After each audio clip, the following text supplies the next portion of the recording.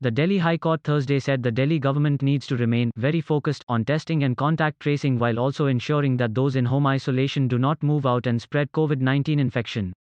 The mantra remains aggressive testing and equally aggressive contact tracing, said the division bench of Justices Hima Kohli and Subramaniam Prasad, which was hearing Advocate Rakesh Malhotra's petition in which it has been monitoring the capital's COVID situation. Meanwhile, the Delhi government informed the court in a reply that it has decided not to impose night curfew, questioning the government on its monitoring of movement of COVID patients in home isolation. The court said almost everyone feels unsafe not just because of the infection but the fact that one does not know who the carrier is.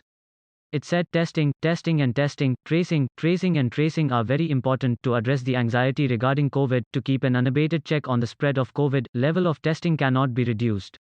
Efforts must be made to trace contacts of persons who have tested positive and ensure persons who are symptomatic and in home quarantine adhere to ICMR guidelines, the court said in the order, directing the Delhi government to apprise it of measures being taken to ensure proper follow-up on contact tracing and that persons in home quarantine do not violate the isolation regime. The court also said people were still not getting results within 24 hours of samples being taken. It is still around 48 hours and the trouble is nobody is getting a message on their phone to tell them what does the report state.